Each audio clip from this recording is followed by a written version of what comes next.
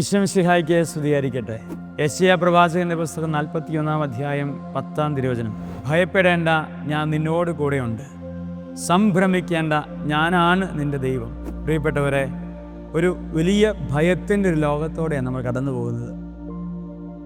ചുറ്റുവട്ടത്തും കഴുകന്മാർ കടിച്ചു തിന്നാനുള്ള ഭീകരതയോടെ നമ്മളെ ഇങ്ങനെ കടിച്ച് കാർന്ന് തിന്നുന്നൊരു ലോകത്ത് ദൈവം പറയാണ്, മക്കളെ, നിങ്ങൾ ഭയപ്പെടേണ്ട. കാൽവരി കുരിശിൽ കിടക്കുന്ന ഈശോയുടെ ആത്മാവിന് എന്തൊരു സന്തോഷമായിരുന്നു. അവന് തെല്ലും ഭയമില്ലായിരുന്നു. ക്രൂരമായി തന്നെ കൊന്നുകളയുന്ന മനുഷ്യരെ നോക്കി അതുകൊണ്ടല്ല അവൻ അങ്ങനെ പ്രാർത്ഥിച്ചത്, കർത്താവേ, ഇവരോട് പൊറുക്കണമേ. ഭയം എപ്പോഴും ഉണ്ടാകുന്നത് തിന്മ ചെയ്യുമ്പോഴാണ്, പാപം ചെയ്യുമ്പോഴാണ്. ദൈവ സാന്നിധ്യമുള്ള മനുഷ്യന് പാപം ചെയ്യാൻ പറ്റില്ലല്ലോ. അപ്പോൾ അവൻ്റെ ഉള്ളിൽ ഭയം തെല്ലും ഉണ്ടാകില്ല.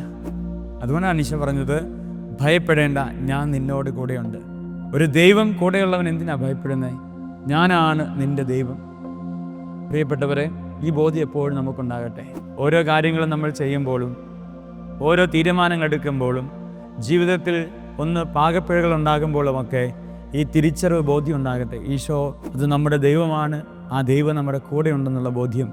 ആ ദൈവത്തെ കൂട്ടുപിടിച്ചാൽ ഞാനും ഈ ഭൂമിയിൽ ഒരു രക്ഷകനായി മാറുമെന്നുള്ള ബോധ്യം.